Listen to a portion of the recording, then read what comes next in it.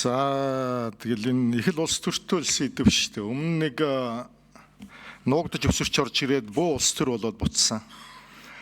Тэгжээж дахиж хилцээр нь хийгдчихээс нэг ари өөр жагсаалт орж ирж байгаа юм шиг байна.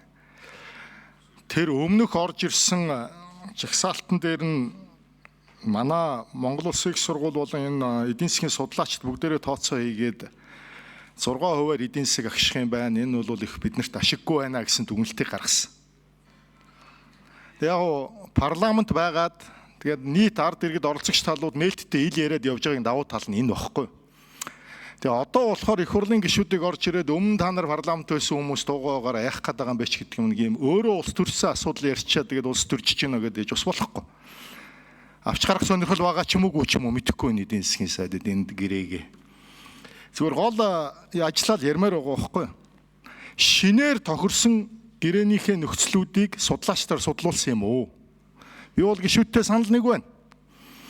Засгийн газрын одоо бүтэц бүрэлдэхүүний тухай хуулиар судалгаа шинжилгээний байгууллагууд эдийн засгийн хөгжлийн яамд очсон. Бүх судалгааны институт таны доор байгаа. Тэр газар байдаг хүмүүс бол эсрэг санал өгöd байгаа. Энэ Монгол улсад ашиггүй гэт. Хоёрдугаарт би одоо бас тойргоороо явлаа. Барилгын бизнесийнхэнтэй уулзлаа. Манайх ч одоо хөдөө аж ахуйн тойрог, сэлэнг дархан, төв тариаланчтайгаа уулзлаа. Дэмжихгүй байна. Бид нар алуулна штэ л гэж л. Яг энгийн үгээр бол бид нар дийлэхгүй. Одоо тэгээд яах юм байгаа мэдэхгүй. Та нар шийдэн штэ л гэдэг юм хэлчихлээ. Тэгээ зүгээр нэг 2-3 асуулт байна.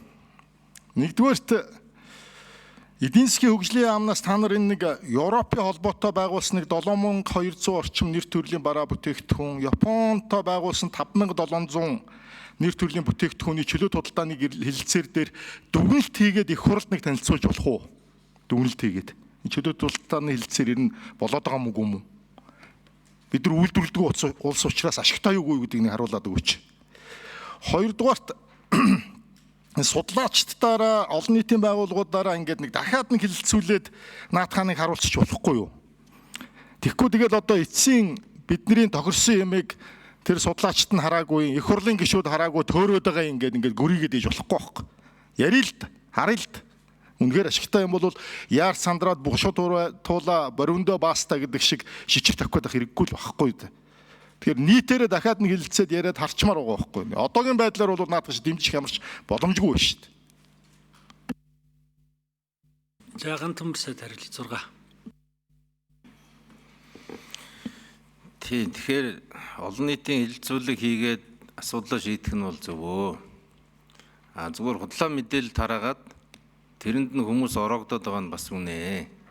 Одоо жишээлбэл дархан сэлэнгэд байгаа газар тариалан эрхэлж байгаа хүмүүст бол энэ ерөөсөө нөлөөлөхгүй энэ хэлэлцээр. Тэр хүмүүсийн үйлдвэрлэж байгаа бараа бүтээгдэхүүн яг хуучин хамгаалтаараа үлдэж байгаа. Харин гурилынхаа татварыг одоо буцаас сэргээмээр байгаа. Гурилынхаа татвар тавихгүй тохиолдолд Улаанбуудад тарихгүй байна. Бага тарьж байна. Тарилт ирэн буурах юм бэлээ. Гурилын үйлдвэрүүд дампуурах юм бэл.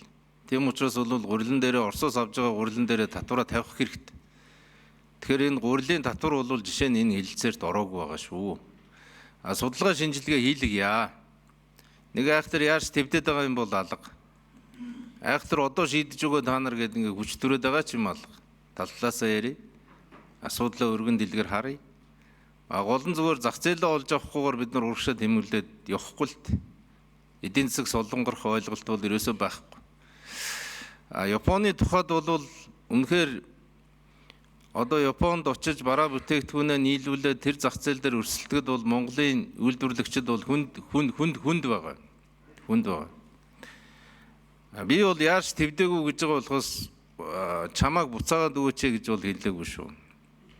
Та бүхэн бол дэмжиж өгөх хэрэгтэй.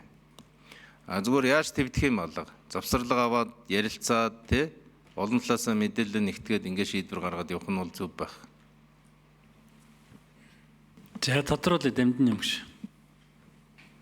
Тэр намынхаа байран дээр очиж загнаараа Гантүмэр дарга.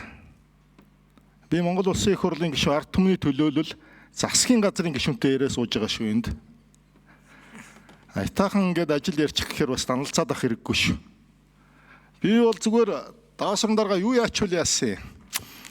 Засгийн газрыг төлөөлөд орж ирж байгаа юм тэргүүн шадар сайд нь яарад байгаа юм алгаа гэж байгаа бол тэгээд санал гаргаад буцаачвал яад юм. Буцаа судалгаа шинжилгээний байгууллагуудаар дахиад оруулъя. Олон нийтийн хилцүүлгийг дахиж хий гэд буцаах санал гаргаж шүү дээ.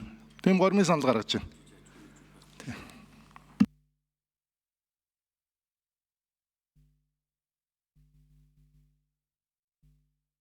Хариулах уу нэмж?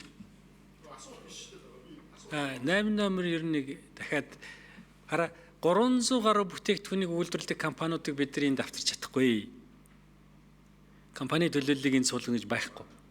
Тийм учраас одоо төлөөлж байгаа энэ танхимын сонсгоос өөр арга байхгүй шүү дээ. За 8-ыг дахиад их сонсч. Тэгээ дараа нь 1-2. Битгий ганц. За эрхэм гишүүдэд маш товчхон те яг уу би бас энэ ажлын хэсэгт 30 жил гаруй яг энэ экспорт импортыг хариуцсан те ажиллаж исэн бас мэрэгжлийн эксперт те Адиас өрөнгөд энэ те манай ялангуяа үндэсний үйлдвэрлэгч экспорт төлийн зөвшөөрөгдсөн ийм бас мэрэгжлийн экспертийг бас авчирсан байгаа.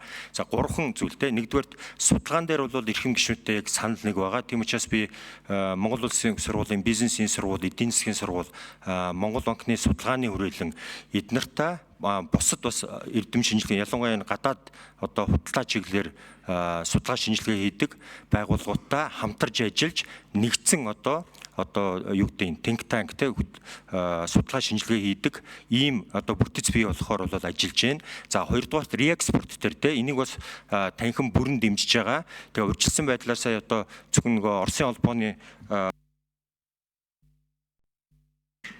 За инquiry сайд товчхон яах юм хариулах юм уу? За хөдөөж хүн салбарт нөлөөлж гин үү?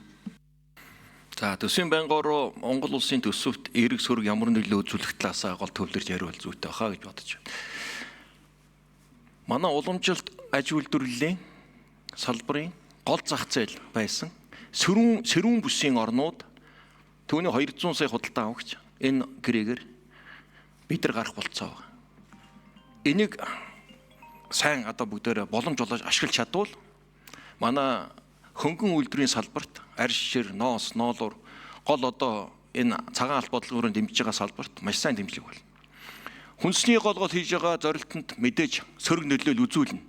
Гэхдээ төсвийн байнгаараа дотоод тарифын бус арга хэмжээнүүд энэ үйлдвэрүүдэд хөнгөлөлтөө зээл, нөөд, орлогын албан татврын тодорхой хэмжээний бууралтуудыг дагсан хуулийн өөрчлөлтөөр хийгээд өгчвөл дотоодын үйлдвэрүүдэд бид нар өнөөдрийн хүрсэн амжилтаа хамгаалаад гарч байна. Энэ хоёрыг л зэрэг авч яваа.